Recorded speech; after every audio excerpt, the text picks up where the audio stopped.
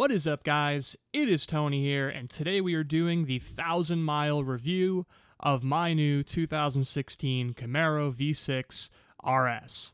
So I really wanted to make this review mostly focused around a point that I've kind of realized as I've driven this car over the last 1,000 miles, and that's that I feel that this car very much is the American version of the E46 M3, a car that I actually very much considered getting over this car, but in the end decided I'd rather have the new car, the more interesting car to get. And you may disagree that it's the more interesting car to get, but how many E46 M3 reviews and videos are there on the internet? Tons and tons and tons.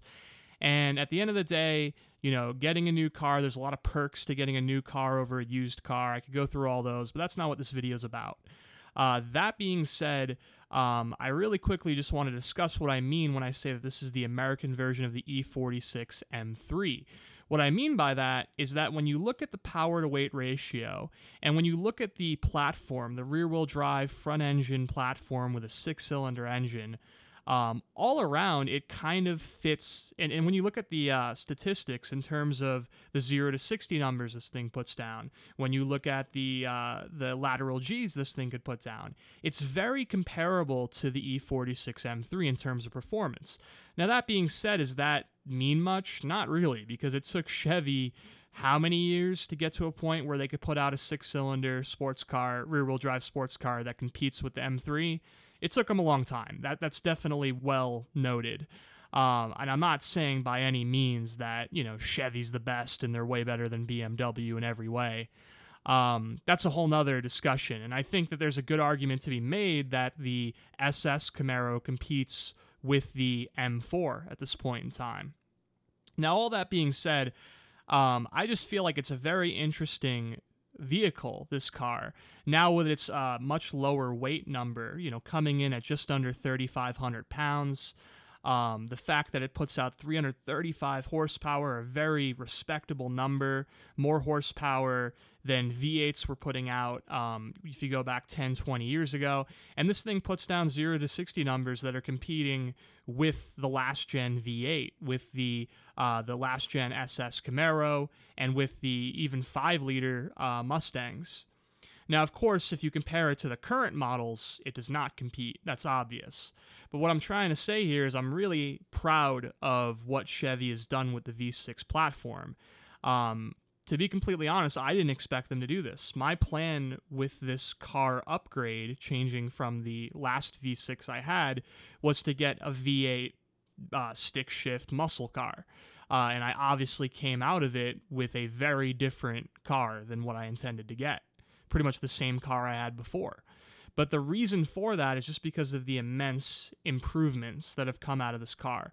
You know, when I had that V6 Camaro, I tried to make it something that it wasn't. At the end of the day, it had decent power, and I liked the way it sounded, I liked the way it looked, but when you took it up to the canyons like I'm doing here in this video, it did not feel like a sports car. It didn't feel at home in the canyons at all. Even when I put the wider tires on it and tried to make it a little bit more of a handling machine, it still didn't feel right. It felt like the limits were easy to reach in that car. Now, with this car, I can't personally, as a driver at this point in time, reach the limits of this car. You know, eventually I'll get there, but this car scares the living shit out of me, honestly, at times, because of its performance levels. I mean, as you guys could see in this video, I mean, it takes some pretty banked turns, pretty, you know, what's the word? Pretty sharp banked turns at almost 100 miles an hour in some cases, and it's crazy what this thing can do. It's at the point where you really can't push it to its limits safely, which is what I liked about the last car I had, is that you can easily push it to its limits. So that being said, this car does not, you know, I really don't drive the hell out of this car like I did my last model. I kind of respect what it's capable of to some extent. The other thing I want to talk about in this review is the automatic. A lot of people, you know, seem to be sort of negative when it comes to the fact that I got the automatic. But the reason why I went with the automatic is because I test drove the automatic first, and I was extremely impressed by how quickly it shifts compared to the model I had before it. Sure, it's not a double clutch, but at the end of the day, it shifts extremely well. It shifts almost as quick as the Corvette's ZF 8-speed, and it is an 8-speed transmission. And I asked I don't know if this is true or not, but I asked the salesperson that was with me on the test drive, and he said it's a similar transmission setup to the ZF, but it's not the same exact transmission. And of course, you can tune it and make it shift even harder, and et cetera, et cetera.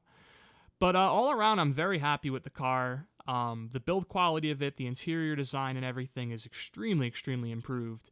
And outside of that, the design, in my opinion, a lot of people are split on, the opinion of what the design looks like. But I think the design is very nice. It's kind of Corvette-esque, but still holds that Camaro look. The rear end is the one place where I kind of disagree with the design in terms of the taillights, which I'm sure many of you guys agree on that. But outside of that, I do like the design. I do like the direction it's taken. And the lighter, sportier feel of it in general is, I think, a good direction for Chevy to head. It's not a muscle car anymore. That has to be said. And it's not going to be able to be a muscle car as time moves on and regulations come in, and et cetera, et cetera. And they understand that.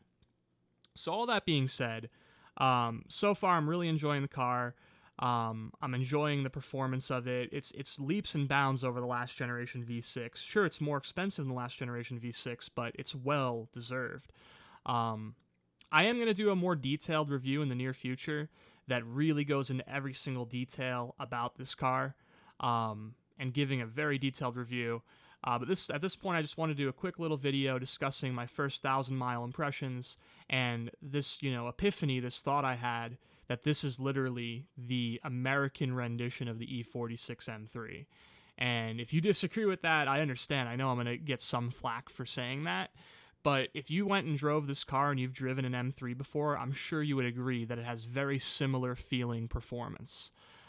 Sure, there's a lot of other aspects to a car than performance, and those should be taken into consideration. But I think it's just a matter of taste. Which one do you like better in terms of your preference? And me personally, I think I prefer the Camaro. I like this new design a lot. The only thing, as I said, is that rear end. It kind of irks me at times. But anyway, if you guys enjoyed this video and you want to see more Camaro videos, leave a comment and a like below. I know you guys want to see them, and I haven't been putting them out as often as I could be. Been going through a lot of personal, BS. You guys have heard that 100 times before, but that's life, man. That's the way it goes. You guys probably have your own issues that you're dealing with on a daily basis as well, and you probably know where I'm coming from on that.